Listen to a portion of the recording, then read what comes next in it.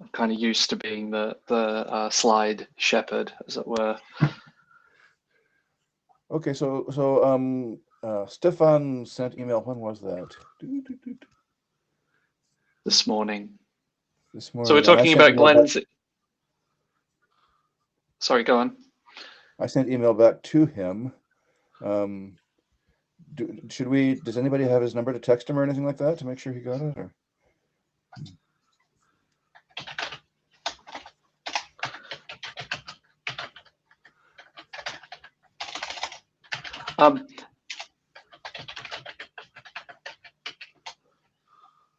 And just to be clear, this is the email that Glenn sent yesterday at about just before 4 p.m. Glenn time. 7:54 a.m. my time. It Yep. begins. Here's my input on the agenda items proposed by Tim and Stefan. Okay. Yep. I've got it ready, so I can just swap out and share it whenever we're ready for it. Do we want to give it another minute or two before we start? Well, I definitely would like to have Stefan here. Yeah.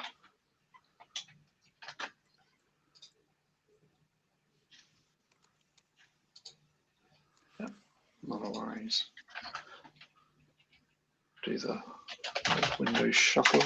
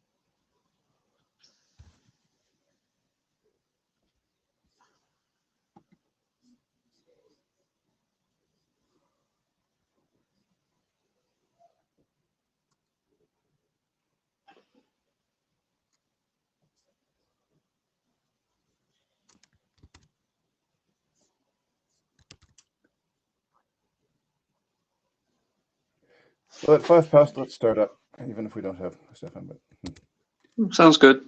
He may show up later.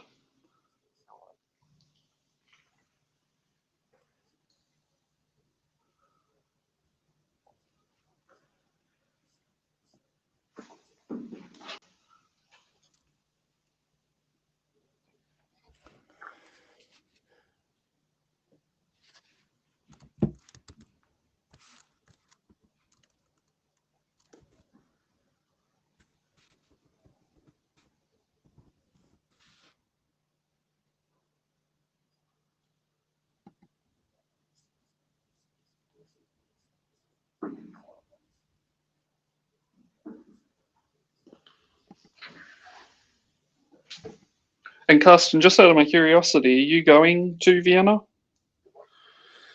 I was planning to, but then Austria decided to liberate all the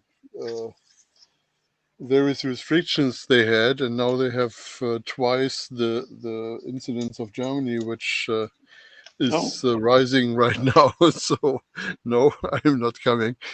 Okay. I need to take out my registration. You actually can find out who is registered online and who is registered remote. So I'm sorry about that. And by the way, Austria is not a NATO country, so we have to assume that Russia is going to attack it anytime soon. So maybe we should not be traveling towards Europe. I think it's a bit early on that one.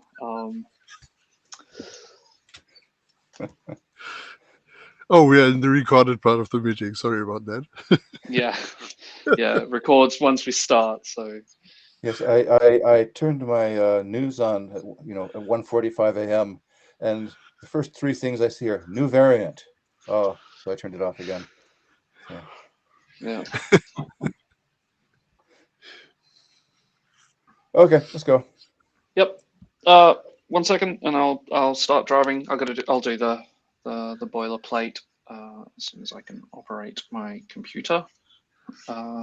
So for the recording, this is the JSONPath Working Group interim meeting for March 2020.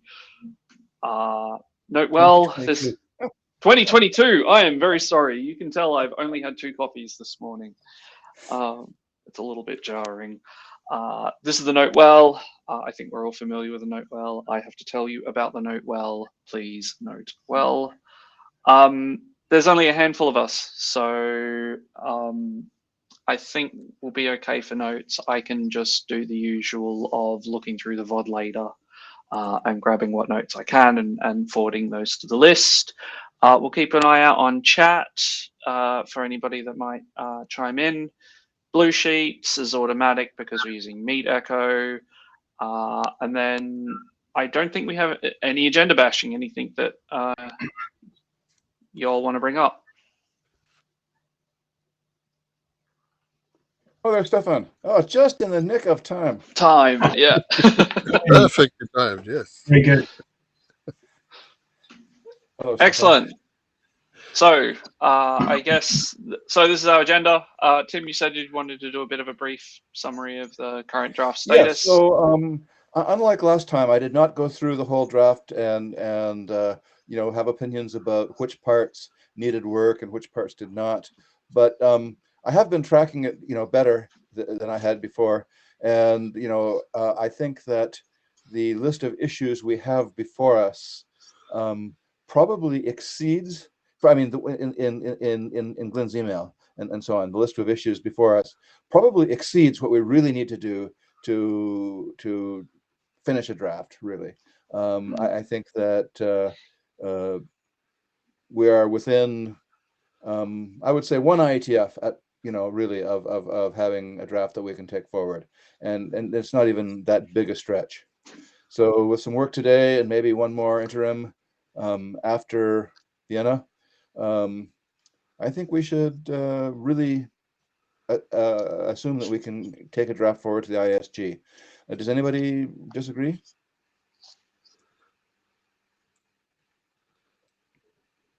Well, I definitely agree. Yeah. Cool. Okay. That's really all I wanted to say about that. Okay. Shall we go through Glenn's email now? Yes. Okay, bear with me a second. And I will bring up. That should all be. That should be there. Okay. Right. Okay.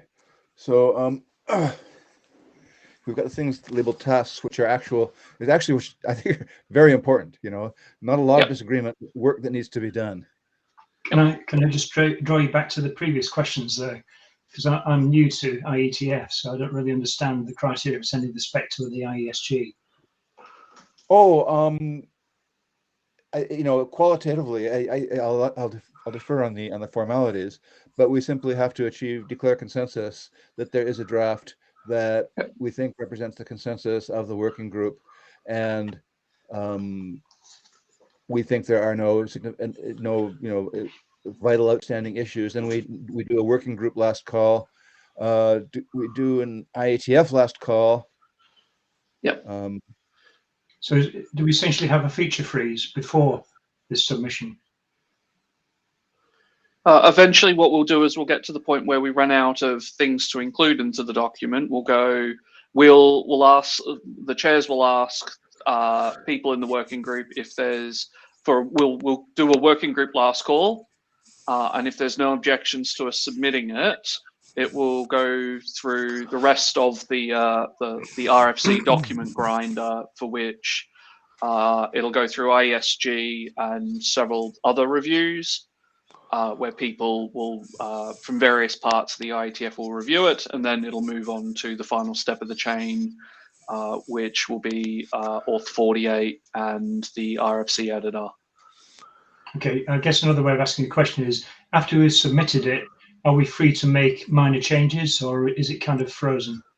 It is kind of frozen, but there may be feedback given by the various reviewers along the way. They may review the document and say, this is ready, but I need you to, there's some suggestions on what to change, in which case the editors will make those changes, and then it'll get reviewed again, and they'll go, okay, yeah, I'm happy with it, leave it on for you.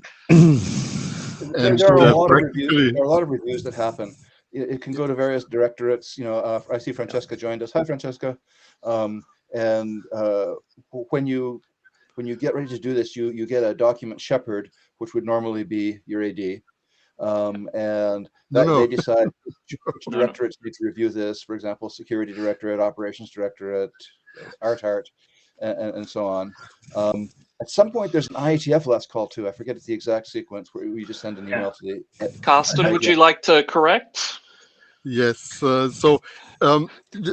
sequence is that the working group decides that the draft is ready and submits it to the ISG. Now, the working group usually wants to have consensus on the document. That's criteria 1, but criteria 2 is the document in a shape where it will just die in the review processes that follow it. So we also have to make sure that it's simply good enough to survive the next steps. And the next step is an AD review, where the responsible area director looks at the document and sends us some comments. So we get to fix those. Then we have an IETF last call, where people come in with comments. We might be able to fix them right away, or we might wait for the ISG ballot process, which is the next step. So the ISG members can provide their reviews, and these reviews have discusses and comments. Discusses are things we need to fix, and comments are things we are suggested to fix. And that usually takes 1 or 2 iterations, and at some point we have fulfilled the discusses, and we have addressed the comments. So the area director again is the last person on the list who ascertains all these things and finally presses the approved button. Okay. I don't want to drag this out, but just one last question. What state does our RegXP have to be in? Does that have to be similarly complete? Well, actually, the ISG will probably ask us to make sure that is the case. Formally speaking, we might go through the whole thing, and then since this will be a normative reference, the document will at the end get stuck in the RFC editor queue, because it cannot be published without normative references having been published. Right. So that's the formal thing. But in practice, the ISG is not going to be happy to review a document with an open normative reference. So it should be at the same state. The 2 documents should be at the same state. Yeah, I agree. The two really have to go forward together, and I certainly would not be happy with submitting either without the other. Yeah, thank you. Actually, that's not true. I'd be okay with submitting iRegEx by itself. That's what I just wanted to say. Yes. Yeah, but it seems unlikely. I think we'll probably end up doing both at the same time. Yeah.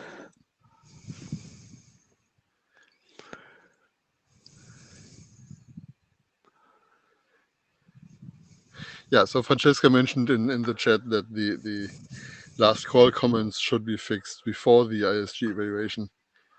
And that's certainly a good thing to do. You don't want to have the same comment with 3 different solutions suggested by 3 different ADs. You want to have all the last call comments out of the way.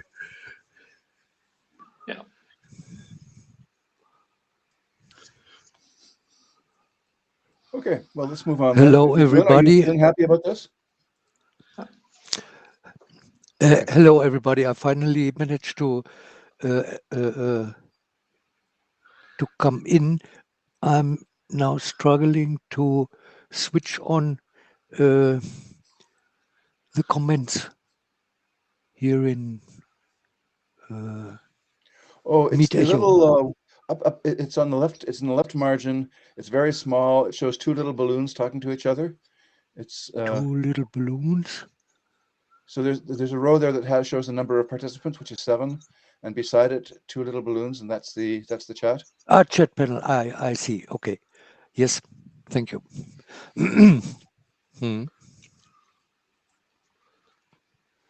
Okay, so let's dive in on this. Yep. So in these tasks that need to be done, so who's that? Francesca asks, what documents are we talking about? So Francesca, we have 2 drafts. One is draft IETF-JSONPATH base, and unless you've been watching closely, you're probably not fully up on this. The question was, should we include regex functionalities in JSONPATH filter expressions? And the answer was that no, we shouldn't do that unless we define what we mean by regex.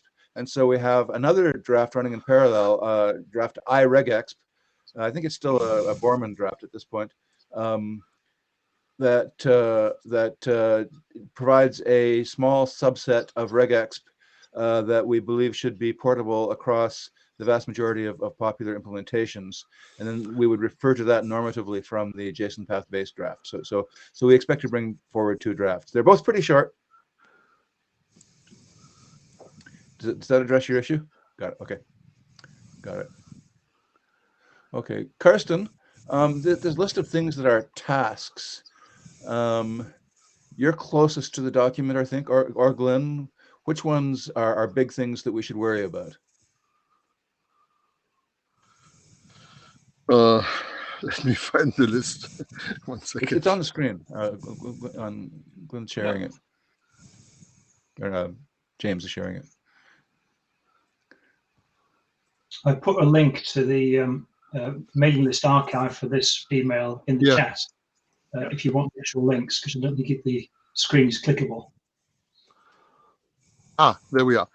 I have no idea what edit table 1 is. Writing examples is a good thing. That's probably about a day of work to make sure these look good. I'm not sure we actually have anything left to do on string normalization. Okay. Let me just check the. We probably should go through the issues. I think we can do that. Edit table 1 is actually an issue that you created, Karsten. Yeah. My former self. Yeah.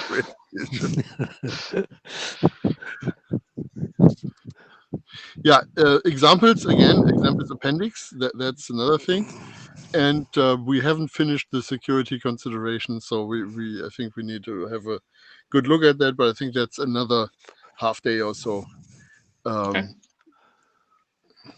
What I'm really looking for, is there anything in here that unless we find somebody to assign responsibility to, it won't get done and would be blocked?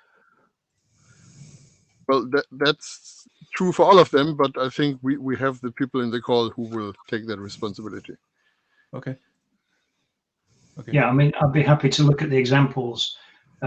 If my suggested approach for the examples would be to do inline examples in chunks and then roll them all up into an appendix. If anybody would like something grander than that, then we might need more work. Yeah, I think the appendix should have a slightly larger example. I think the inline examples, well, there are 2 ways to do these inline examples. One is to have a single JSON document that we just introduce and refer to in all the inline examples. The other way is to keep those inline examples simple enough that you can imagine how to apply them without having such a JSON document. So we need to decide that. And then for the appendix, we might have more JSON documents, but we don't want to litter the main part of the document with lots of example documents, because these get big quickly. Yeah, and just to calibrate my expectation, my mind tends to gravitate towards strange edge cases because those are the most confusing. But Yeah. I'm looking here for straightforward examples that just elucidate the text. Well, we had that discussion in a different draft. I forget which one, the href draft. And we decided that we wanted to keep the main document clear of weird edge cases. I mean, unless they really are illustrating the works, then of course you can put there. So if you are describing something and are not saying what an empty string is causing, that of course has to be in the main document. But if you just have a weird edge case that you want to explain, put them into an appendix. We called the appendix the small print, because it's really the things that an implementer needs to read, but maybe that most people who are using JSONPath do not need to read. Okay, Yeah, so if you could I tend to be in favor of more examples rather than less, because in practice, people will copy and paste them into their code. Yes. And if we provide good ones, then that would just be better for everybody's life. Yeah. Okay, Yeah, I'll go at the examples then, if you assign those two to me. Just have to make sure that we still have the normative text and don't rely on inferring everything from the examples. And so we do need a security considerations section. Maybe we could invest like just a couple of minutes here in discussing what should go in there. Now, clearly, for the iRegex, the big thing you have to worry about is denial of service attacks. So that's something that should be mentioned. I'm having I've written a lot of security consideration sections, and I'm sort of scratching the bottom of the barrel here, trying to think of what should go in ours. Any ideas for people? Well, basically, there are the security considerations of JSONPathx itself, which is things like parser issues, DOS possibilities, and so on.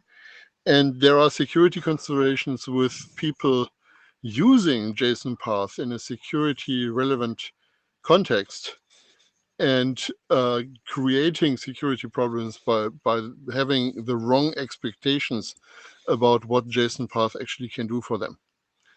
And the second part, of course, is much harder to describe because we don't know all the applications JSONPath will be put to. So we can only give a very rough indication of what the security considerations there might be. For the first part, the security considerations of JSONPath itself, I think we should try to make sure we capture all of them. And of course, we can point to the iRegex document for the regex security considerations. I mean, my feeling is at some level that all that JSONPath can do is to extract, if you want to say, a piece of information from a document, and it doesn't work at all if you don't have access to the whole document. So in terms of information security, you could claim that JSONPath does not introduce any new vulnerabilities. And I think that's correct. Well, again, you create DOS vulnerabilities if the runtime performance is unpredictable. Sure. So that's one thing. And the other thing is that you create security vulnerabilities if people think they can use JSONPath in certain ways, but JSONPath doesn't give them the guarantees they think they have. And so typically normalization is one of the places. If you're using JSONPath for a negative list, for what used to be called a blacklist, then you have a problem, because there may be ways of designing your JSON to pass this to pass this negative list, just because it's not designed as we catch everything kind of approach. So that's, I think, what we need to write up, and that's pretty much it.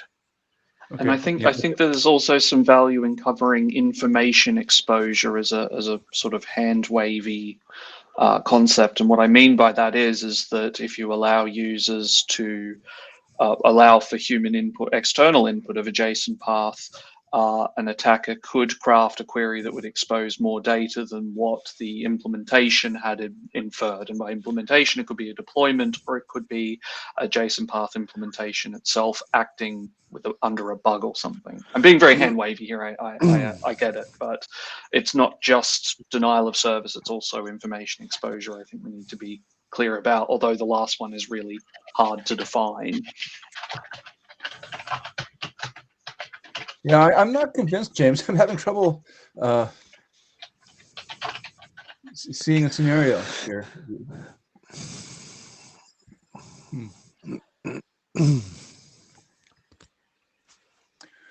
Okay. There was a request to reference other JSON documents somehow. We didn't discuss that very deeply, but if we consider this, maybe there are some security considerations with exactly that mechanism.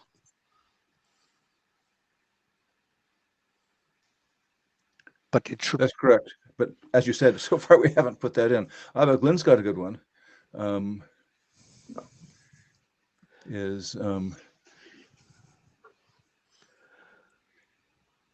Yes, in anything else that represents JSON, that deals with JSON, you have to have something in there that shouts, "Don't use eval." And so we should probably have something in there that shouts, "Don't use eval." Okay. Yeah, that's a good point. Yeah. Okay, very good. Again, I think that's enough. Let's move on into the issues.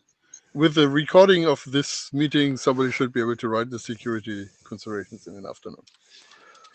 Yep. Sorry, I'm mute. Let me just add something. I guess for any implementation language, you wouldn't want the implementer to naively delegate to the underlying libraries on the assumption that the edge cases are all covered.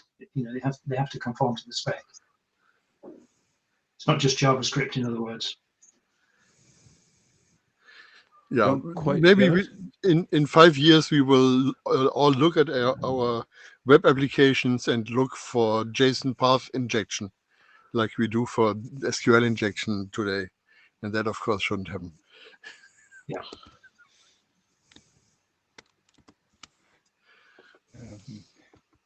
The difference is that for JSON paths to work at all, you already have to have access to the whole document. But nonetheless, that's probably a good thing to capture. Okay, moving on to these issues that we see on the screen.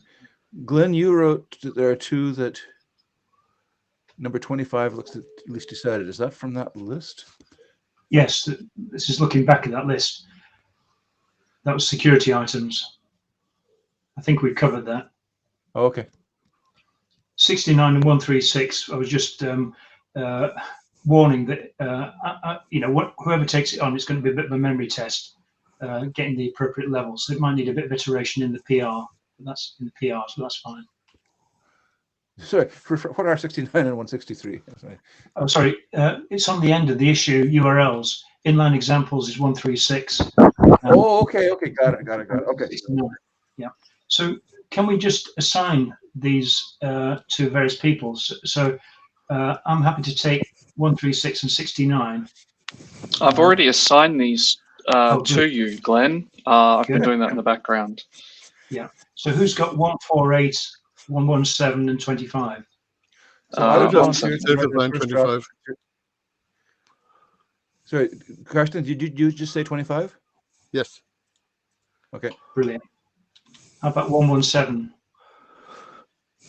That will be very short, so I can do that as well. Okay. Excellent. I just have to stop assigning myself to these tickets. And 148?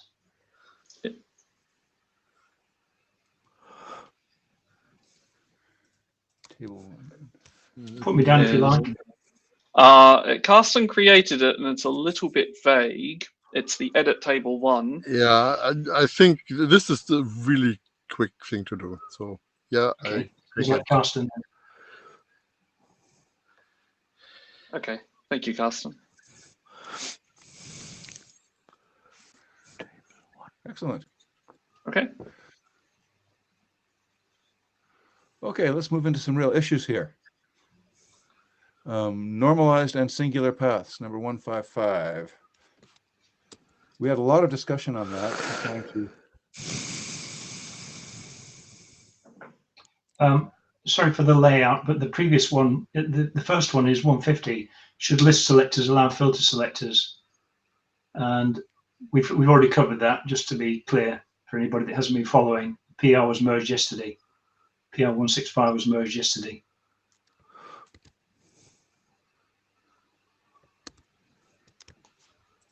Okay, anybody disagree? I agree. Thank you. Yeah, back to I normalized think paths. this is not entirely clear cut, but we need to make a decision, and I'm happy with the decision.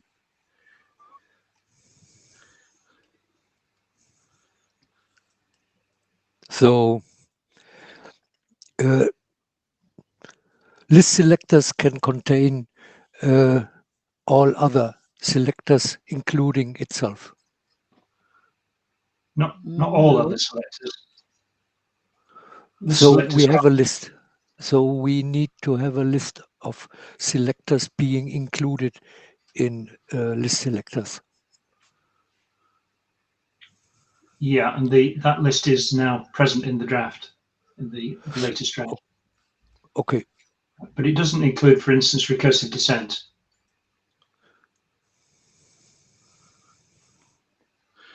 Yeah, so we have quoted member name, element index, slice index, and filter expression.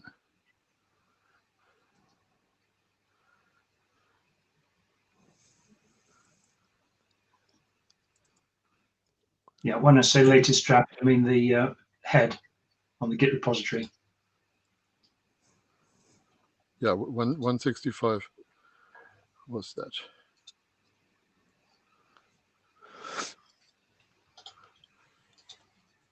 I can't see it in the last draft. Quoted member name, element index, slice index. And Yeah, we want to add filter selectors. Yeah, I put a link in the chat to the document I'm referring to, which is as of yesterday.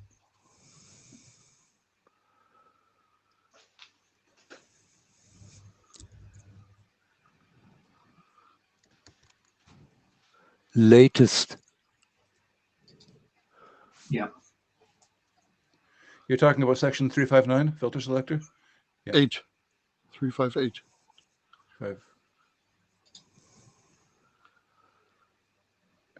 Ah, yeah. Okay. So I wouldn't mind swapping the sections. That was one of the questions in the pull request. A Boolean expression, okay. Yeah. Okay. I wanted to do that once 165 had landed or been closed. Sorry, not 165, 164. Okay. Because of the conflicts. Yeah, so maybe just make a separate issue that says rearrange sections in 3.5. And Yeah, also, I would love to have the actual ABNF that says question mark as Boolean expression be defined by filter selector. So you can just say we have for each selector we have ABNF rule for the innards of that selector, and we have an ABNF rule that adds the brackets and the spaces around that. So we have list selector and list. Well, okay, we don't have the guts, but we have one level further in, and I think that's a good way to make sure there's only one place where we actually define what a filter expression is. Yes, I would prefer this also. Filter expression, yes.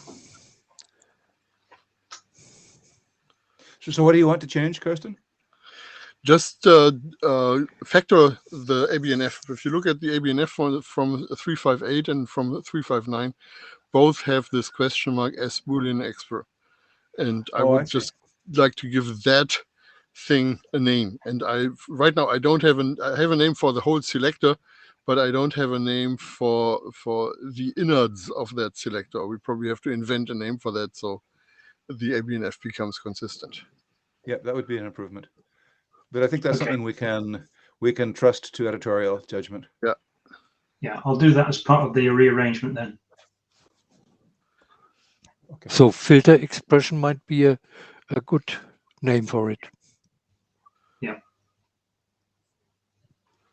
Yeah, then we would be calling all the things between the brackets expression, and I'm not sure I like that.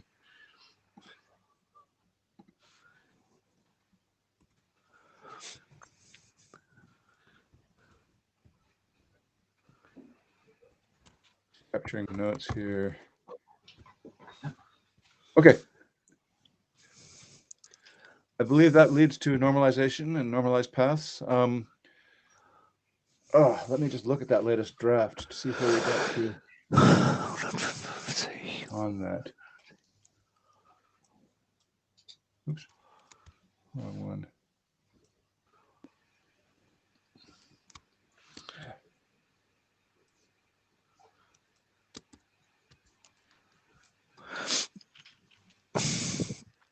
Yeah, I think the main outstanding thing from the issue, where's it gone?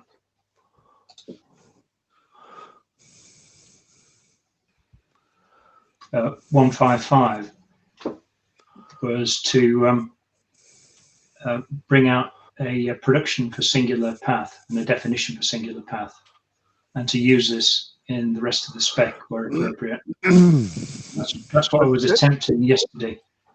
That was my question. So normalized path is actually defined by its syntax. And we say that we define that syntax in such a way that we achieve a certain property, which is we only select 0 or 1 nodes. But the definition of the normalized path is by its syntax. The singular path is actually defined by its semantics, which is that you get 0 or 1 nodes. So we can now look at JSON path and see what is the set of JSON path queries that have that property. And we will come up with something that looks a lot like normalized path plus a few other cases. But I'm not sure that this is that we need to do this exercise. But maybe we do to make sure that in a comparison expression, you actually only have one node to look at. So what else would be in there besides what we have now?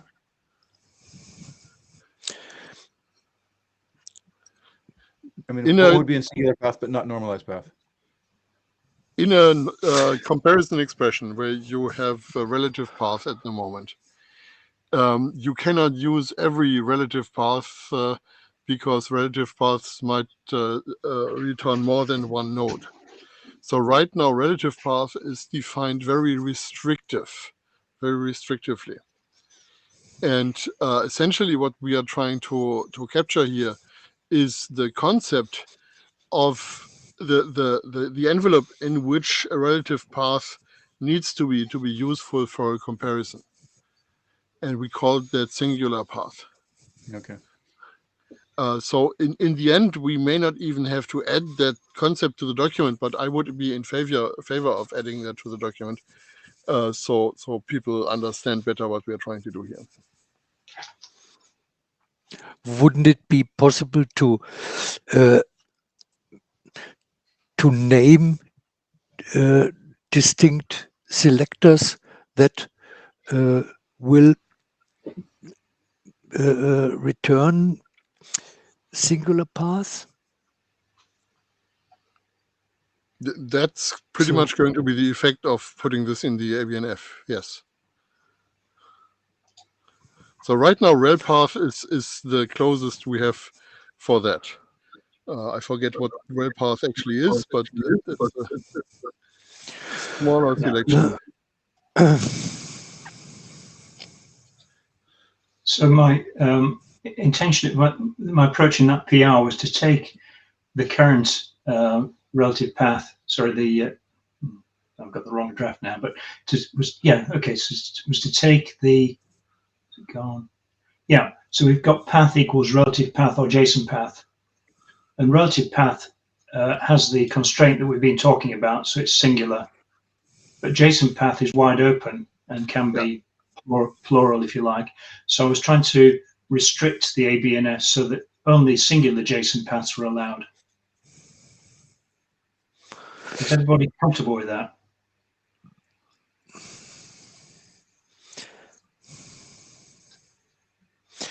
The restriction to singular path in filters is heavily discussed recently, and how should we deal with that circumstances? Is it how shall we react? Simply state we want to have singular path with relative path in filters, or start to discuss how to deal with return node sets and how to compare values with node sets. It's very, very hard to get a solution. Yeah, I and I think this is demonstrated in the discussion in PR 164, which happened in the last few hours. Someone suggested broadening it and allowing plural paths, and some of the ramifications of that start to come out. I think it's pretty unpleasant. But I detected a consensus, at least amongst the editors, that we'd go for singular paths, I think. Correct me if I'm wrong. Yeah, I agree with that. But we have to be careful where we actually need that property. So, for instance, an exist expression does not need a singular path. And I would actually even argue that the regex expression doesn't need a singular path. Of course, we have to define what it means to match a plural path to a regular expression, but I think that's pretty obviously a one-off thing. But yeah, we need to discuss this. The comparable definitely needs a singular path.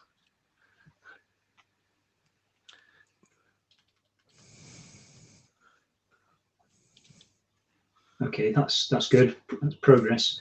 How shall we discuss those? Do you want to do it here and now or separately?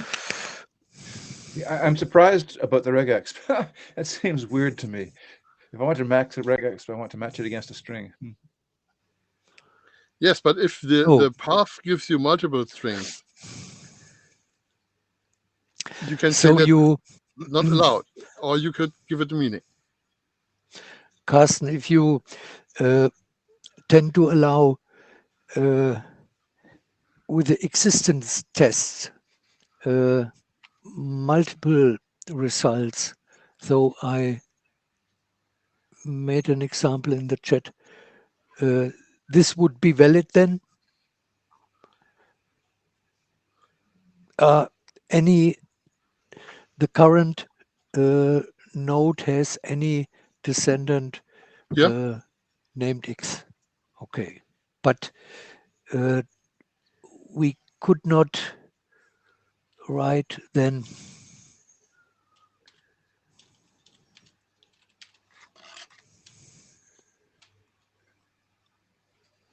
that in a comparison. Yeah, that goes into the we need exists all on that. So we are either looking for at least one .x that is equal to 7, or we are saying we want all .x's equal to 7. And that becomes pretty hairy in a comparison expression. I think it becomes less hairy in a regular expression, and it becomes obvious in an exist expression, because if the thing exists, it doesn't make a big difference whether you have one or two of them. Yeah, I think the exist case is clearer, because the existence test is against a set of nodes or values which have been computed and therefore exist, whereas the regex is a bit more tricky, I think. No, the same is true there. But for me, the regex is a difficult one, because I don't know whether to and the requirement or it. You know, so Yep. if we've got two, should they both match, or should either of them match? And Yep. for me, because that's a toss-up, I think it's a toss-up in the reader's mind unless they remember what the details of the spec. So if we keep it singular to a singular path on a regex, then we rule out that issue and make it easier to remember. That's correct. I find that quite convincing.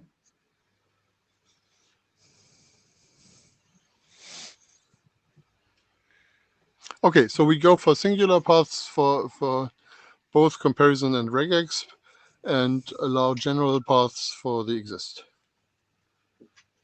General path also means I remember that we once discussed something like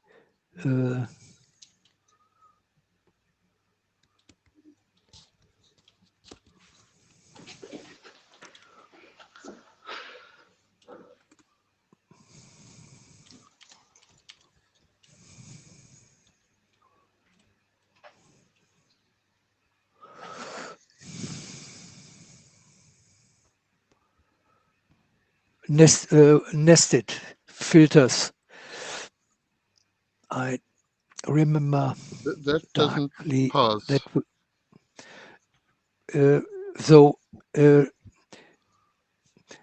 should we allow with existence tests all I filters? cannot pass that.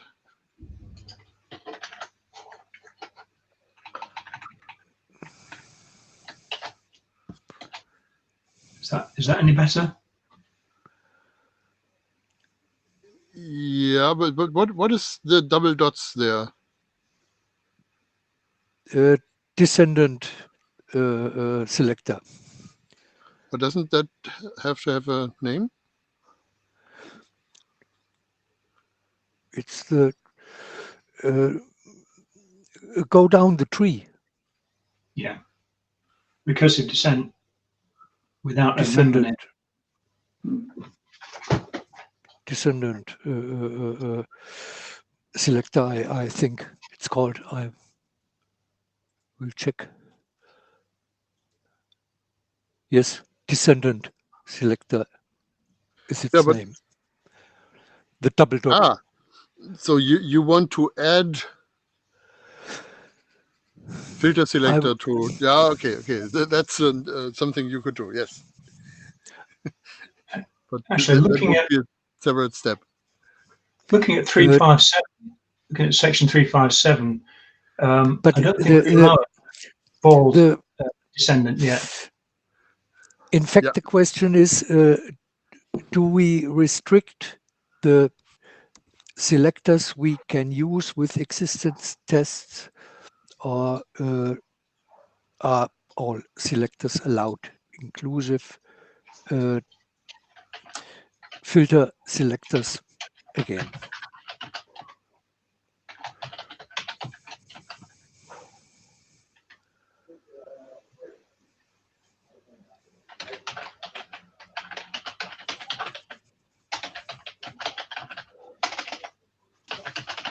Yeah, that's interesting, because this has a different runtime performance behavior than anything else we have.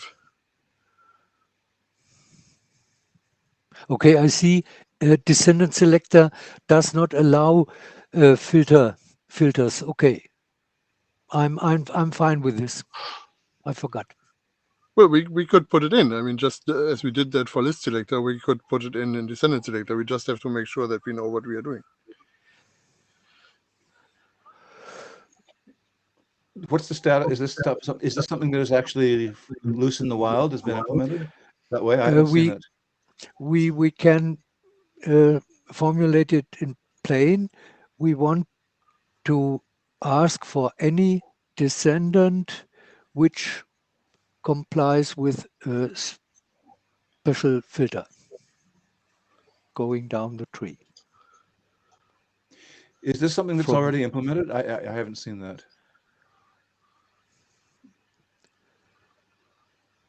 Because I'm a little bit negative about adding new things that people have not so far found the need to implement. I'm also very reluctant about this.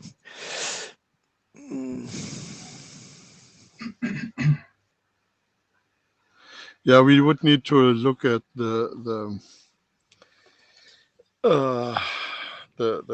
tests from Christian Burgma. Yep. I'm fine with the descendant selector as it is now. Okay. Phew, thank you. But if I remove one of the dots or both dots, the problem persists with having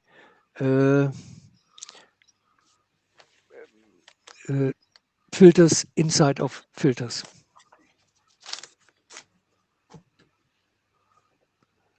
For pure existence tests. Yeah.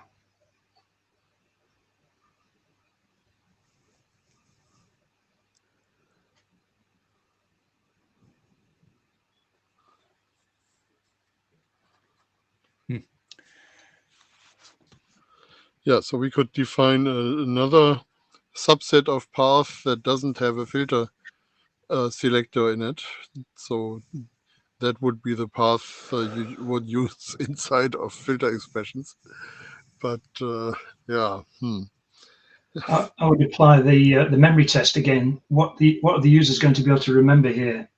And I would have thought using the same rule for existence expressions as for regexes, as for comparisons, would be the easiest rule to remember, rather than special casing existence, unless it gives us some major use case advantage, which I don't think it does.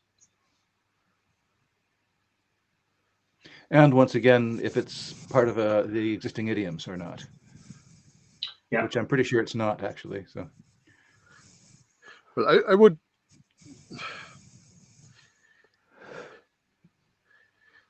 I would need a couple of minutes to come up with an example of why you want to use an existence test with a path that is not singular. But I'm pretty sure that's a normal thing you would expect to be looking for. And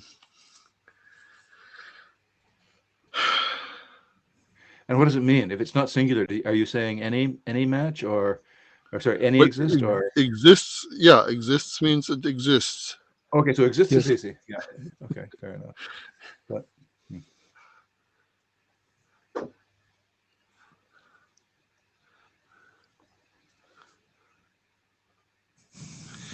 Yeah, so I think we can phrase the issue as do we want to be able to freely combine things here? So we have to define the semantics for every combination. Or do we find a way to restrict things so the semantics always stay simple? And singular paths seem to be a way of doing that restriction so we can get simple semantics for comparison. But then we have to look at other things like nested filters, which are not scaring me at all, but which of course require implementing something that you wouldn't be implementing otherwise.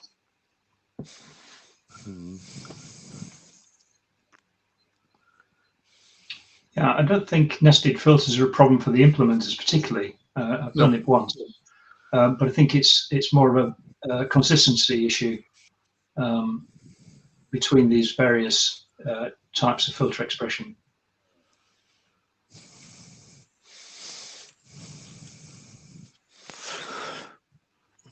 I think we need some real world examples for this. I will try to construct some. Yeah. Can I suggest that, Carsten, you have a look at producing those examples in PR164 as a counterexample to 164, and we'll argue it out there and get to a point where you approve 164, PR164, as a way of progressing this. I haven't looked at 164 in detail yet, so. Yeah, okay, that'd be goodness. But sure.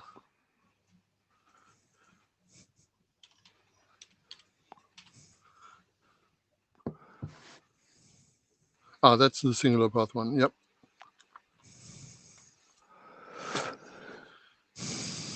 Yeah, but singular paths are not necessarily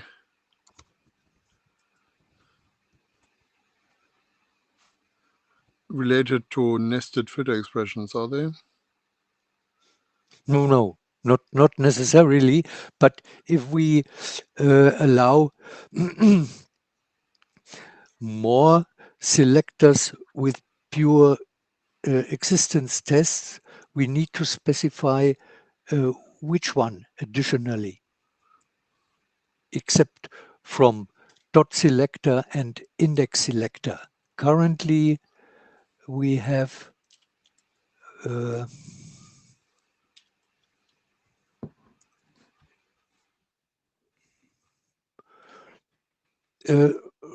relative path restricted to dot selector or index selector.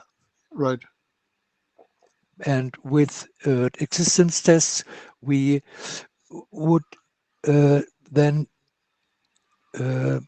put some other selectors inside of this list.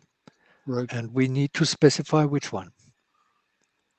We can exclude the filter selector, so we don't have filters inside of filters.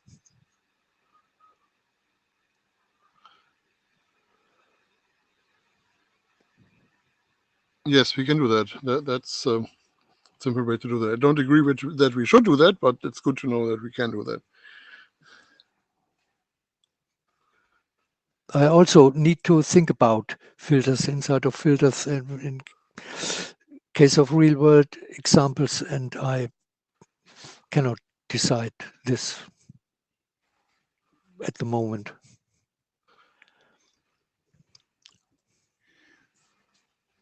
Yeah, I don't have an opinion. The one thing I would really, ask to keep in mind is let's not extend JSONPath. Okay, let's try not and, extend. right. Okay. Let's try and do what our charter says, which is to find the interoperable subset of what the state of the art is considered to be. Now, I'm happy to have the normalized path that actually met an application need I had in a previous life. So I know that actually has a use. I am puzzled, to be honest, about singular path. So.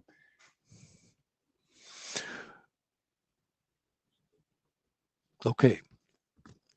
Well, the difference here is that normalized path is something we don't actually use in our grammar. It's just another production that we export and say, this is a subset of JSON path that can be used as a normalized path. While singular path is something we would use within our grammar, for instance, as something that you can have in a comparison expression. Right.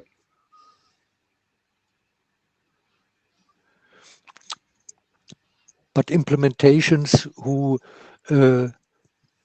will return normalized path are thankfully about specification of them. Yeah, I think we agree on that. Sorry, I dropped out. My internet went down briefly. So just recap what we've got to?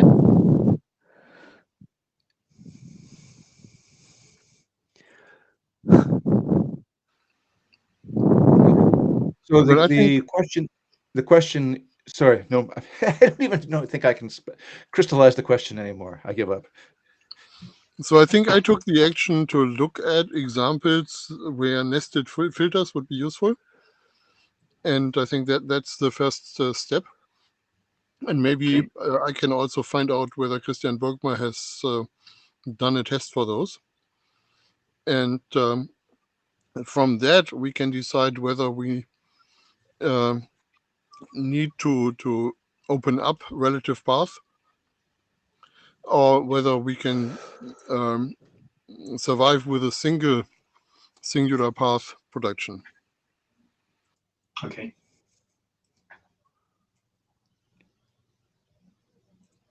Thank you.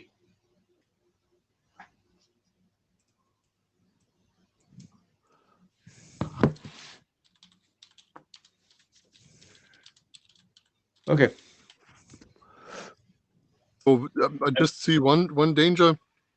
When we start adding attributes like singular to the productions in our grammar, then we can have an explosion of combinatorial explosion of rules. Or we can do something like what ECMAScript does, where they essentially have hidden a little bit of an attribute grammar, two-level grammar, in their grammar notation. But I think I would like to avoid that and stick with ABNF if possible. Yeah.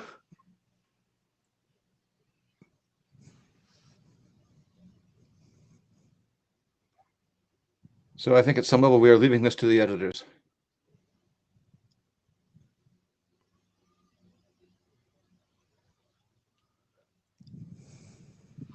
Yeah, I think we need to have a consistent proposal, because there are so many things that are interdependent here that you have to look at the whole proposal. Okay, it seems to me that the understanding is somewhat shared.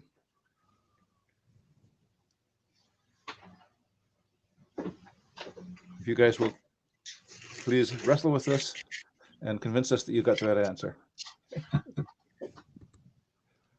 Okay, so let's move on.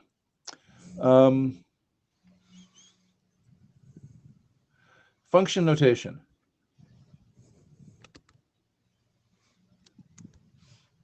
Now that's not in the current draft, right?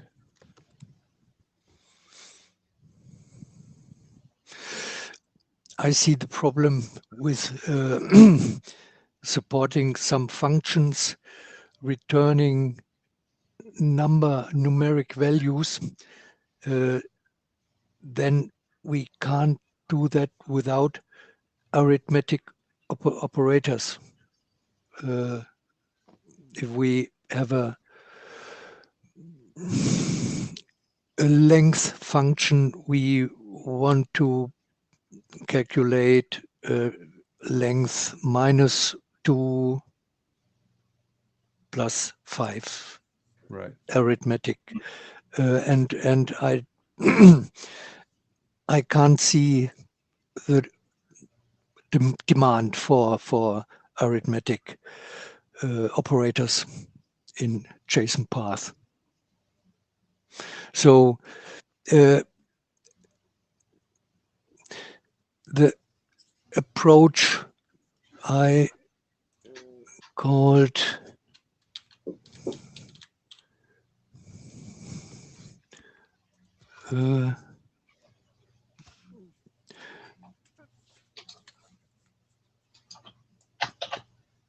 putting the index directly to the @ sign is very useful, I think. But general general functions. So here comes into my mind extension points, and I must confess, it's not clear for me what exactly are extension points and how we can use them within JSON path. I think that's a very important point. So we have talked about at index, which is a weird thing because it violates our processing model that we have a particular node we are looking at, and now we are looking at the parent relationship of that node. Or if we are talking about member value, we are talking about looking at the member name. So that's one issue. We can discuss this, but I don't want to discuss this now. But it's another example besides length where it would be nice to have a way to put names into the JSONPath query. So we have that name as the place where we can put in additional operations without having to change the grammar each time we do that. So if you ask me, I would do regular expressions by using something that's called matches and not by equals tilde. But that's not existing practice, so let's ignore that. But I think that's just another example of how we could be using a name as an extension point in the grammar. If I can summarize, I think what I'm hearing is that whereas nobody has a burning example of a function that they want to put in right now, that it's a very, very natural and idiomatic extension mechanism for things that might be put in later. So there might be a benefit to putting it into the grammar now, which, you know, give implementers and people with bright ideas a signal. Yeah. You know, we there's probably also need to do a use it or lose it. So we have to have at least one thing in JSONPath that uses the extension mechanism, or people will simply not implement it.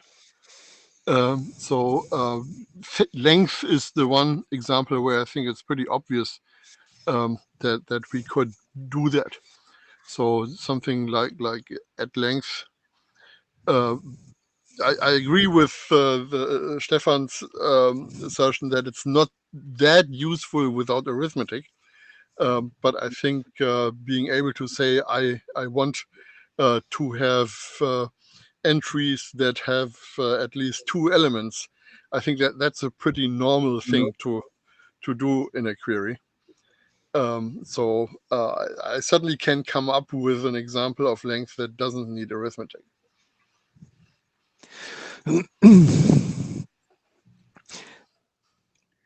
In general, I'm not a fan of putting things in now because you might need them later.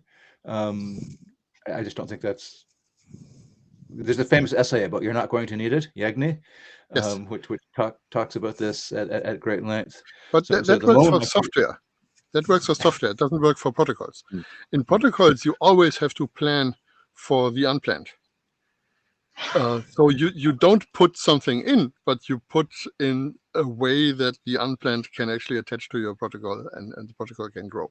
Because otherwise people will do weird things. I mean, JSON doesn't have comments, so people are adding members that are essentially comments. And which maybe is a feature, not a bug. We can discuss that. But I think we know that there will be a need for extension points. That's absolutely obvious.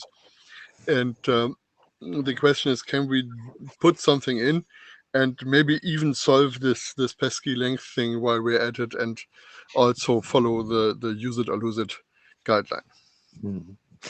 There are a few implementations that allow functions at the end of a query, but this, from my point of view, is just some kind of post-processing with the results. This is not a JSON path thing. That's any other application that will get a list of normalized path can do that separately.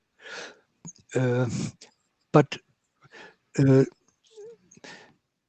I would like to do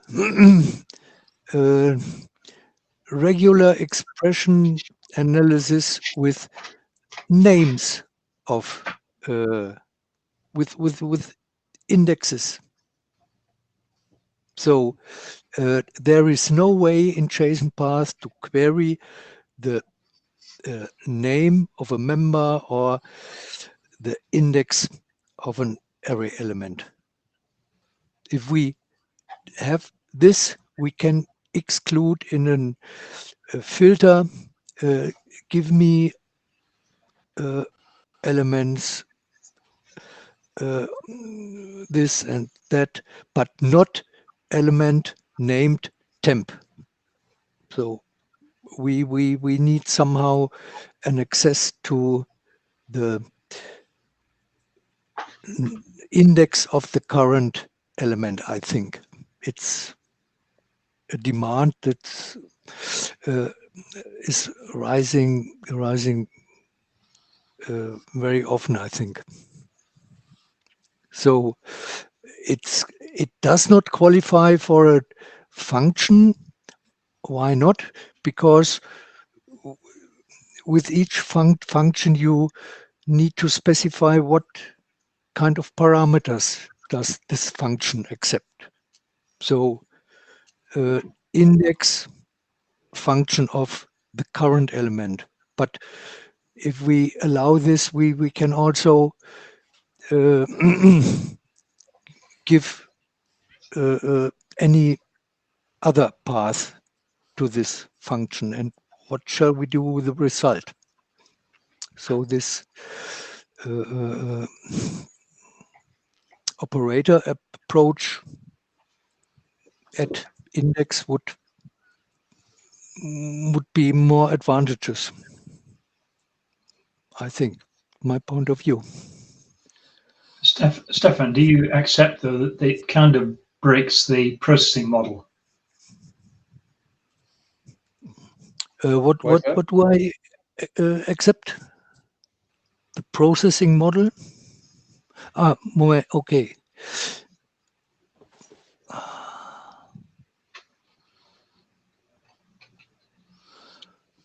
So you would apply the index operator when you're on a particular node, and the index operator looks into the vicinity of that node to find out what the index of that node was. So you're kind of ascending through the tree again.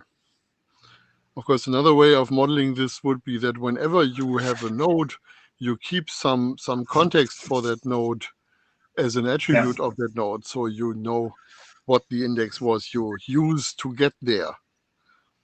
So maybe it's not such a strong violation of the processing model, but it's definitely outside what we have been discussing so far. But I was not trying not to do the index thing at the moment, but stick with length as an example for something where we could use this extension point. Obviously, I'm having a hard time to write an example because we don't have a syntax for that. So percent hash mark ampersand is my proposed syntax for the moment. I know we will change that. And okay. So this is an example where we are looking for all perpetrators that already have more than 2 convictions. And I think that's a pretty normal query you would put in somewhere. And you have this path at .conviction, and this path is not singular. So you would look at the size of that node set, and if that size is greater than 2, then this comparison would return true.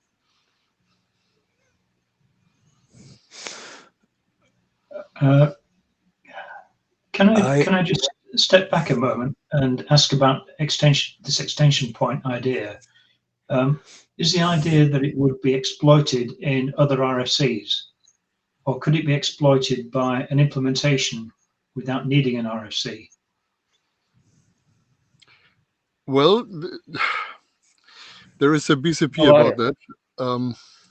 I mean, you wouldn't rule out the former, but I would think that what would happen is that somebody who wanted to bring in, predicates based on ML models and stuff like that, that's where you would put it. It provides.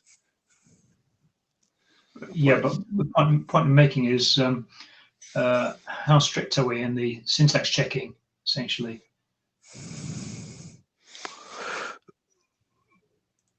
But the syntax should be stable. It should be clear that there is an extension point in use and which extension point is in use. But your question actually immediately makes me point to RFC 6648. I think everybody must have read that document because it summarizes 20 years of experience with particular way of using extension points that didn't work out very well at all. So we have to be careful about that namespace. But yeah, Stefan, that's just one character we could use for the extension point.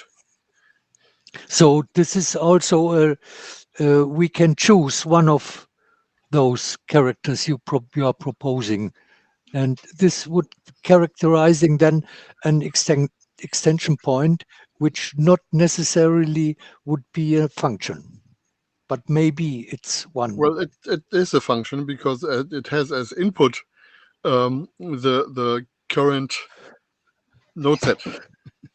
Okay, it's implemented as a function, but it does not have function notation. It doesn't use parentheses. So okay.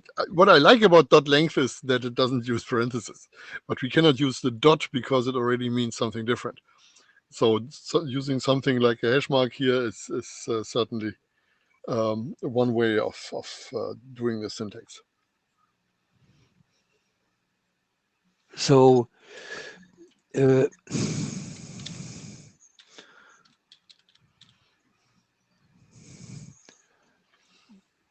though with this we would get the name or the key of the index of a member. If we extend the processing model to allow that, yes.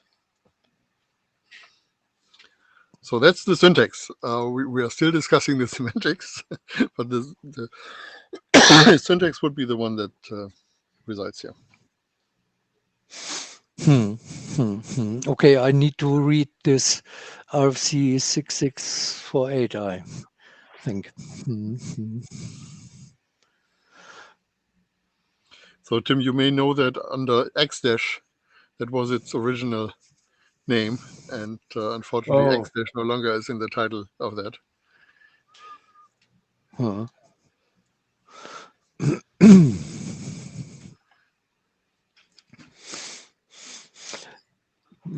That's interesting. IETF is not responding to my browser. Oh, there it is. So what happens to interoperation with this kind of extension point model? We kind of kiss it goodbye?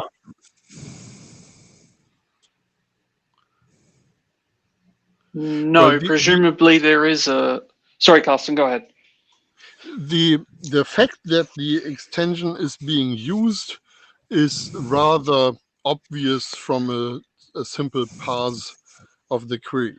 So you can look at a query and extract the set of extension names that have been used in the query. I think that's one important property because many extension points don't have that property, and that means you have to have metadata about the thing to know what extensions are being used in there. And here we have a very clear path from the query to the set of extensions that are being used there. So that's a good thing.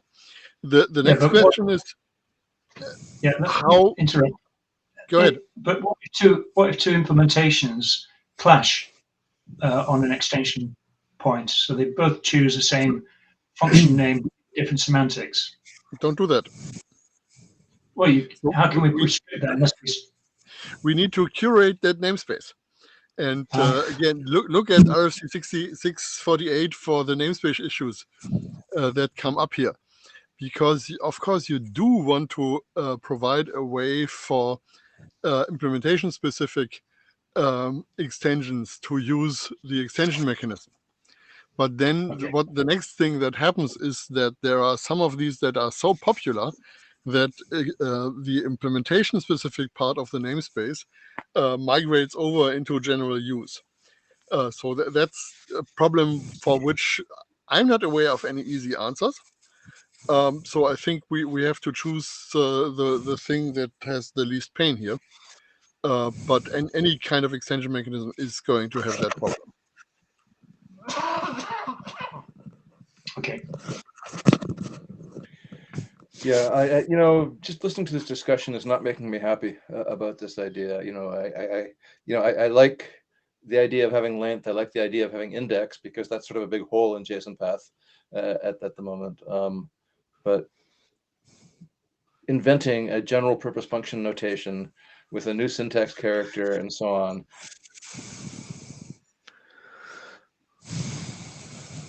Is a big step. It's a big reach. And JSONPath is pretty popular, without that, right? So I'm not going to lie down on the road. If you guys, I'll get excited about this. Yeah. I share Tim's concerns.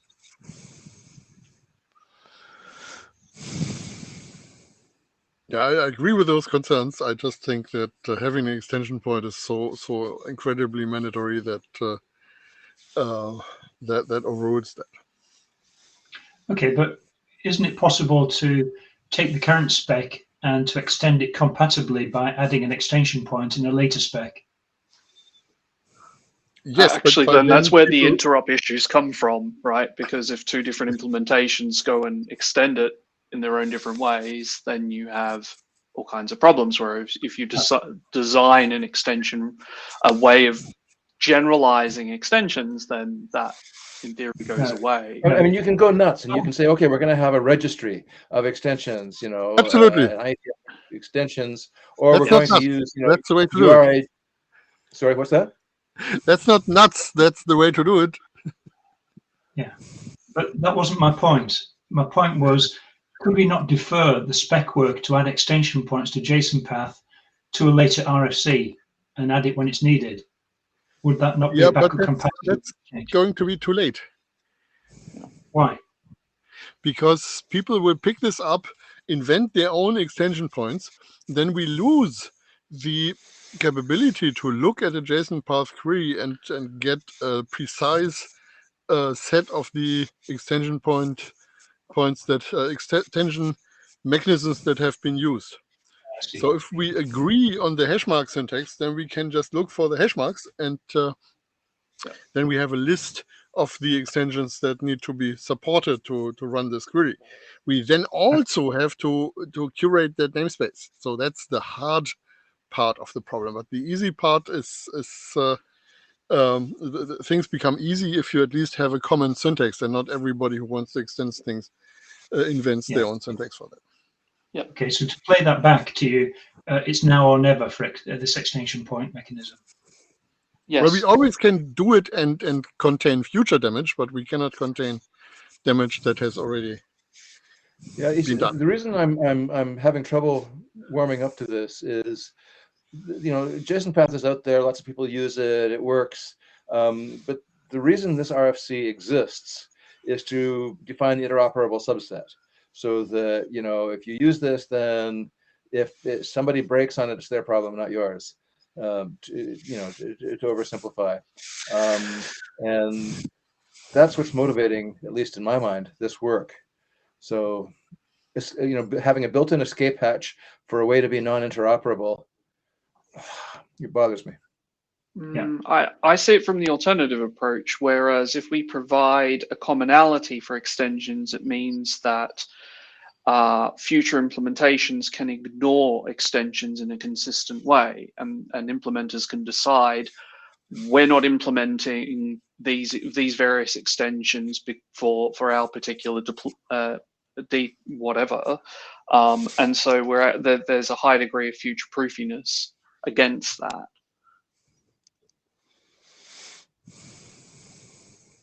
I mean, the madness you want to avoid is what happened to SQL, right? Where whenever given a choice of things to do, they took both, and put them in, and you end up with something that is entirely non-interoperable. I hear what you're saying. I'm going to shut up now. Yeah, this doesn't eliminate the problem, the kind of problem that you're describing with SQL, but it at least provides a sinkhole for people willing to extend it and for implementations willing to implement those extensions. SQL never provided that in its spec. It was a bit too rigid, and then people went off-piste. We could rename it sinkhole point instead of extension point. I like that. Ooh, I think it's a bit early for the bike shed on that one, Carsten. Yes.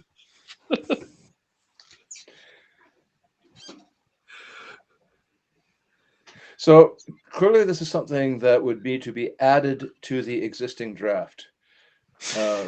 Write a PR, somebody, okay? Yes, it's not in there right now. So we have to write the syntax. We have to come up with our policy for curating that namespace.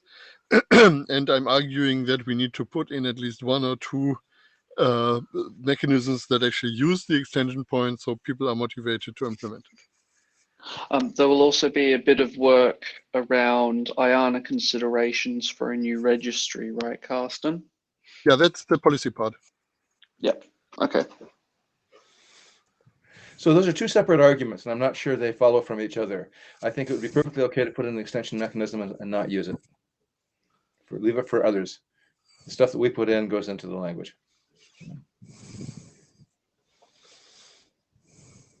Yeah, why would you want to do that?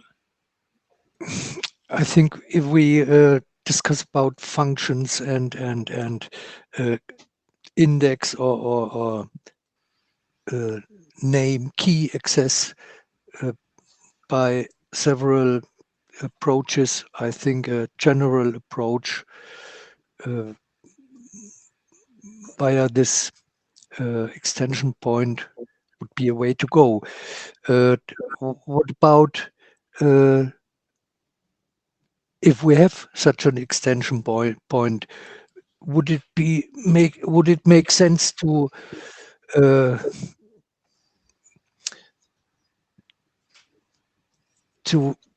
include special extensions into this spec? So if you want to access member name or array index, call them index,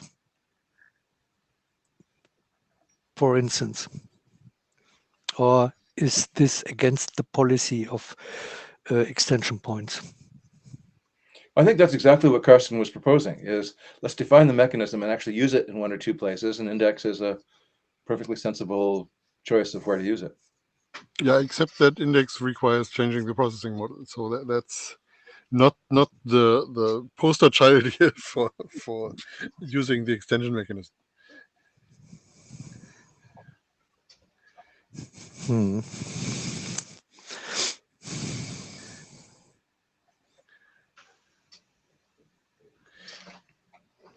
Okay, I think it has its charm.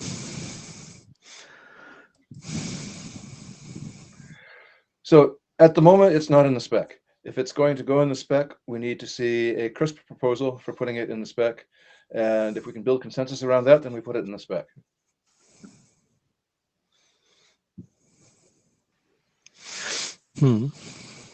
Yeah. Okay, I agree. Yep. Yeah, I think I'm reaching the limit of the numbers I can assign to myself, but I certainly can do that.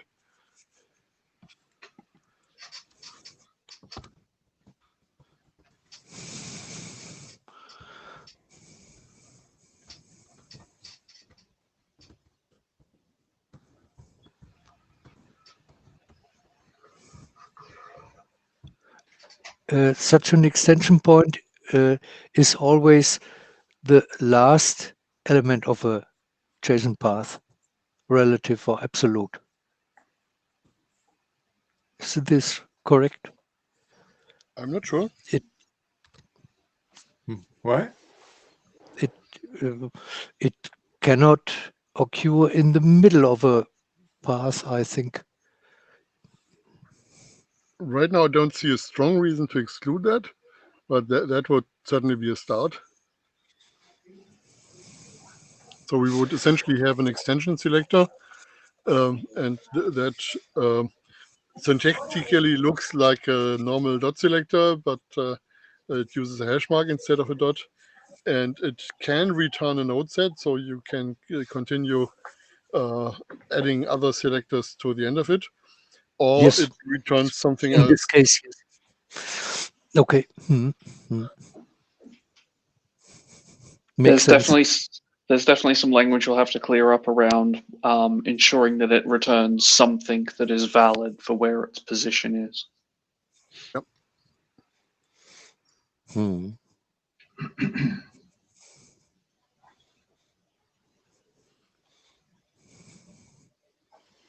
It's an experiment. At least I think we have a strong voice suggesting it's worth a try. So let's try. Yes.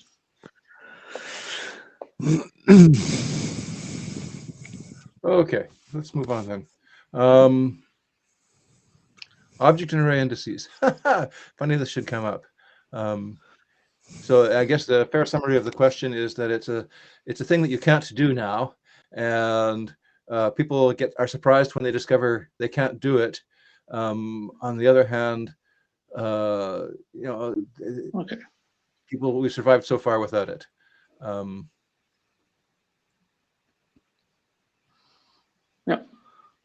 Yeah, that's exactly what we just discussed, right? Under the name of index. Yep. I personally think the case is plausible, but not that compelling. So I'd leave it out, but I'm not passionate.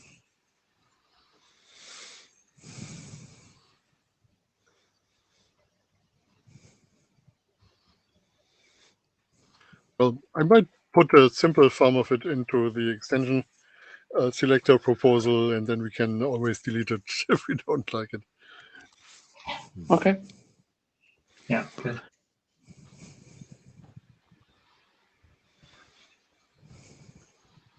My remaining problem is what is the index of the root, and apart from that, I think it can be described relatively easily. The index of the root is $.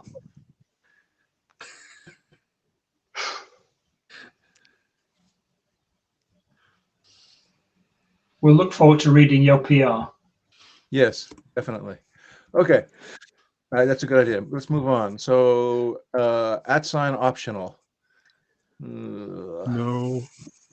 No. Okay, good. No. Next. I like that. Yeah. Oh, the function showed up here again. Yeah. I think we. So we've had a lot of discussion about this. Shall we make a note to? Yeah, there's been quite a bit of discussion. We can't just, although we can gain consensus and say that I think that needs to be cleared up on the mailing list. Sorry, on the GitHub issue. I think we can declare consensus on that. Okay. See if anybody screams. Okay.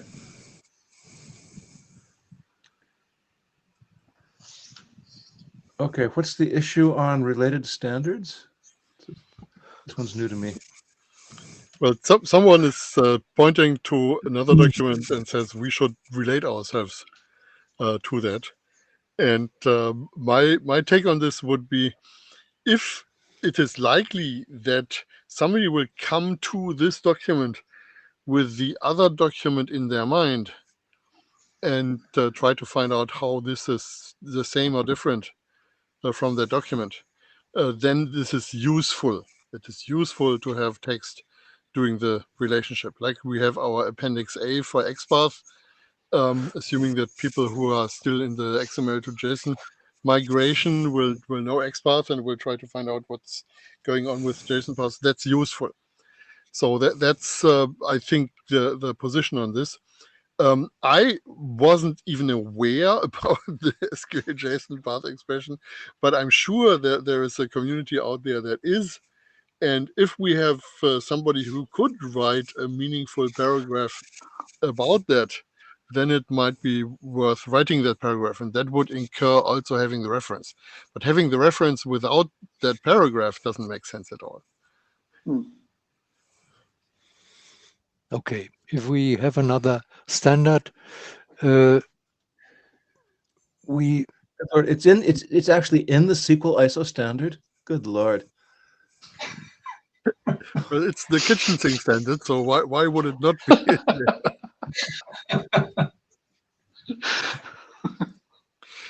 There is a reason that SQL is among the list of programming languages in the monthly programming language contests you have. It's Turing equivalent. You can do everything in it what you ever want to do. I'm sometimes worried that the SQL standard would attain sentience, and you know. I'm a bit nervous about making even a non-normative reference to a spec behind a paywall. Yeah. In fact, I suspect my instinct is we would probably get shouted at for doing that. No, not an informative No. reference. We are not referencing anything normatively out of that. So. Yeah, so I usually circumvent this problem a little bit by adding two references, one to the actual thing, to the actual specification, and one reference to a more accessible reference that, of course, doesn't need to be complete there. So that can be used to diffuse this paywall argument. But I think it's not a strong argument anyway, because the whole thing is about writing a paragraph, making it simpler for people already coming there. To understand what JSONPath is about.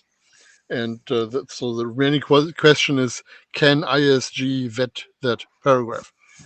And who's going to write the paragraph? I mean, I don't read. Yeah, somebody who knows SQL JSONPath. So let's find that person. Okay, so there's our finding: is if in fact somebody writes a paragraph with useful content for somebody coming from that direction, then it's probably okay to reference it non-normatively. Yep. Yeah. Can we throw that back to the raiser of the issue, or is that? Yes. Yes. I think that's the action, is to request that anybody. I presume that they raised it because they're involved in.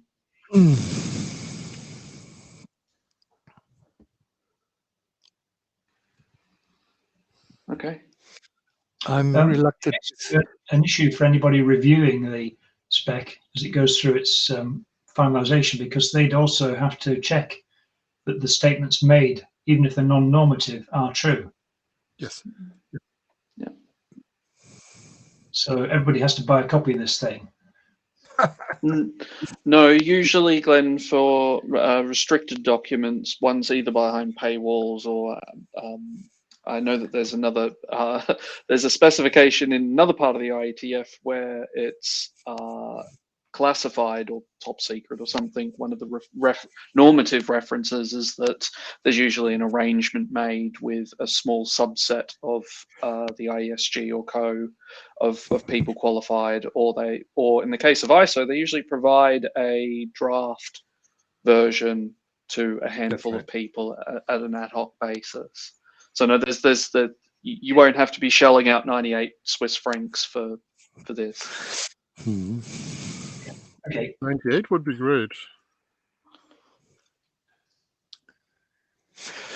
I think we should not reference implementations of JSON paths, despite the fact that they call themselves de facto standard or something like that. Yeah. So we can discuss other related standards, but not implementations, I think. Yeah, some implementations actually come with specifications. So, for instance, in the Regex document, there is a reference to RE2, and RE2 is a well specified regular expression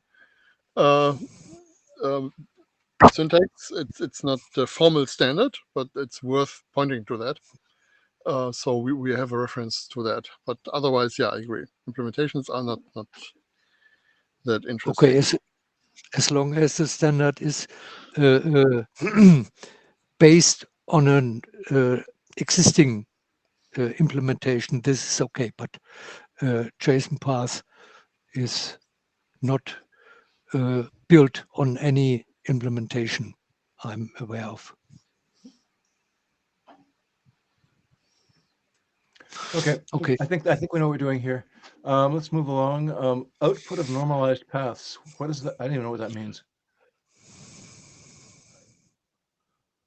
This means that an implementation, currently an implementation is allowed to return a node set or a collection of paths, normalized paths to those nodes, or both, but it's entirely optional. I think the request here is to make the output of normalized paths mandatory for every implementation. I can remember there was once a comment where the output as from queries as normalized path is also the input for new queries. So it in this context, there was a demand to put the ABNF of these normalized paths to the other selectors. But I agree that's not necessary. We can leave it where it is as optional. Yep, I agree. Yeah, we should have the syntax there. So people who just want to operate on these normalized paths should be able to find the syntax in the document. But Yes. since it's a subset of JSON path, I don't think we have to do anything else.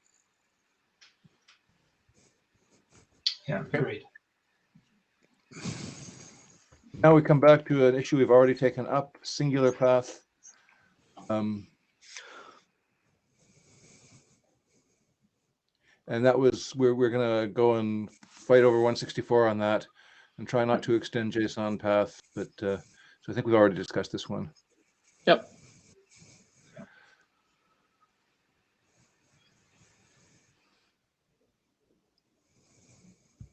Okay. Equality comparisons of structured values. Where did we get to on that? We don't do it. That's right. Okay. So can we close that? Yes, I will. Yes, I will close it. We should elaborate as to why this needs to be closed. It looks like there's been a lot of effort put into this.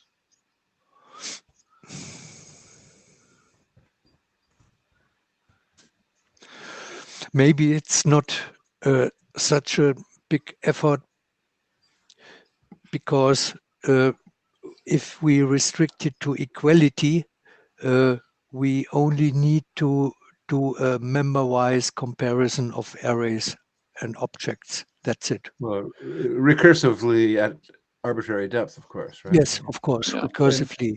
Normalize the deep down. member names. Yes, yes, yes, and so we don't do it. It's okay. So James, what do you think we need to do? I was just more making a point of commenting on that pull request, elaborating why. That's all. Yeah, I think we just need to write that in several workgroup meetings, the issue of operating on structured objects came up, and we had consensus that that would not be a part of JSON path base. Okay, it was a misunderstanding from my side. I thought it was a agreement to try to put them in. Okay, but I'm fine with it to leave. I think the correct polite terminology is this: failed to achieve consensus support. Okay. So who writes that? I can write it. Yeah, that would be great, because the letting that come from a chair is kind of a normative statement. And is that still issue? Well, let me make sure I get this one on my screen. Is that the link there? 145. That's the pull request. Yep. Yeah. Okay, I'll leave it open in a tab. Just before we close this one off, so we're if we have an expression like, let me put this in the chat, question mark at dot foo equals dollar dot bar, and those select structured types, then we're just going to say false, even if they happen to be, from a human point of view, equal.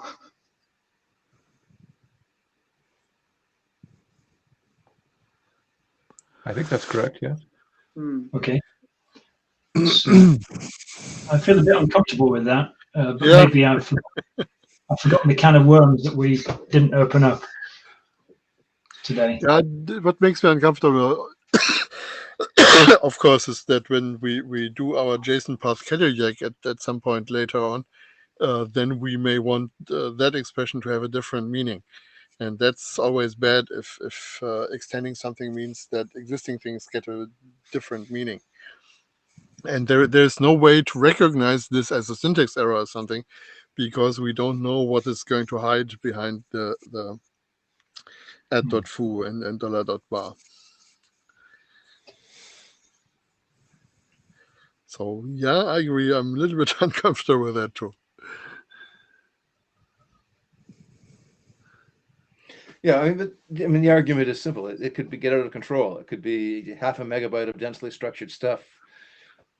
You know, and normalization issues come up, and anyhow, I'll write something. If they end up, if a howling mob comes screaming at us, we can take it up again. But for the moment, we are failing to achieve consensus. Yeah. Yeah, but Okay. we still have to Maybe- solve the problem that Glenn brought up. Yeah, maybe just acknowledge this anomaly that we introduce into the spec by preventing this. Okay, Well, there are two different things here. One is, do we actually have syntax and features to manipulate these structures, objects? And I think that's where we have consensus that we don't want to do that. The other question is, what is the meaning of this expression? And yeah, that's not so clear cut. This is exactly what I what I made in the pull respect, where we can do something like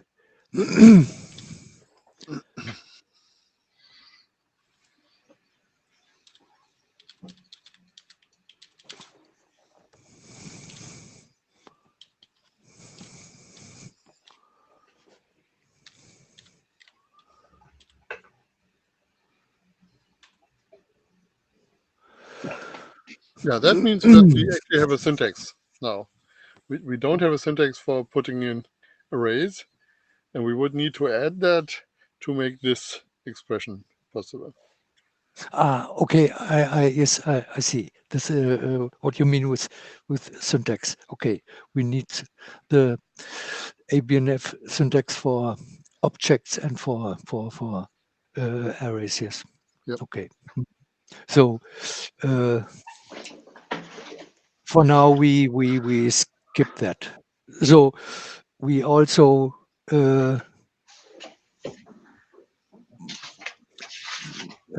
must not support Glint's comparison.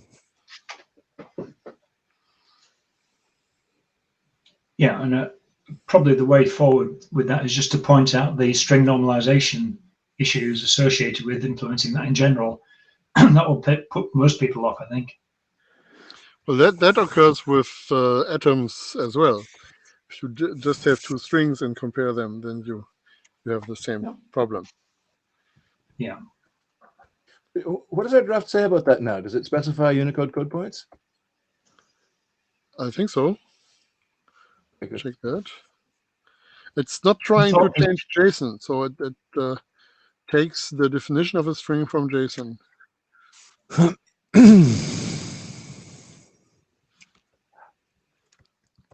Which section is that in? But it should be in 359 because that's where the comparison is introduced. And 359 is a little bit short on that. The whole set of nodes in 359 actually need to be expanded into reasonable normative statements. These are not nodes. These are really defining things. So that's maybe one of the tasks we still have ahead of ourselves.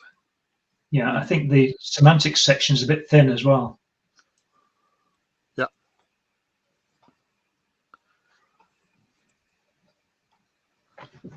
Yeah, that's something that I care about a lot. I want to slam the door on normal forms and so on. Yep. Yep. Yeah, But there is a difference between it's really missing normalization. from- Excuse What's me? that? There is a difference between normalization and normalized comparison. And I think the industry consensus has been normalization bad, normalized comparison good. Well, sorry, what do you mean by normalized comparison? That's the cop-out that people have invented because you can't get normalization right. It means you define a comparison operator that essentially is defined in a similar way you would define a comparison operator if you had normalization, but you don't require the normalization to actually take place. Yeah, I disagree. What I want to see in specs is comparison shall be on Unicode code points and only Unicode code points and nothing other than Unicode code points. That's certainly what we have decided to do in Jsonpath, as far as I know. Okay, good. I think the draft doesn't say that yet, so we should fix that. Okay. Okay, we're getting short on time here. Can we get to, so Stefan had a few things he added on here. I think we got to addressing object and array indices, making at optional functions. Oh, it looks like a. No, I rolled that into my list. Oh, Yep. that's what I've seen. Yeah, already. everything's been covered, I think, Tim. So Excellent. I think we can move on to what we're planning on doing for our next meeting. Yes. When should we put one in? So let me see. So IETF is in 2 weeks' time, and we don't have a schedule. We don't have a session for it, which is why we're today. I would propose that we do something in late April or early May. I'm fine with that. How are people's schedules? Any big vacations or trips coming up we should stay away from? Yeah, I'm away in early May. Okay. Should we try for late April then? Yep. It might be a bit tricky for me. Most public holidays here are around that time, but we'll make something work. So I would say week 17. Date on that? I'm gonna have to get a calendar out for that, Carsten. Yep. Yeah, what's the date of that? April 25th. Week Yep. of April 25th. Yep, everything but the Wednesday is fine by me. Yeah, I prefer earlier in the week because it's running up to my holiday in May otherwise. Okay, I'll put a doodle poll out for the Monday, Tuesday, and the Thursday, and we'll see which options people come back with. And the perfect. usual 2 a.m. time. Okay, I'm used to it.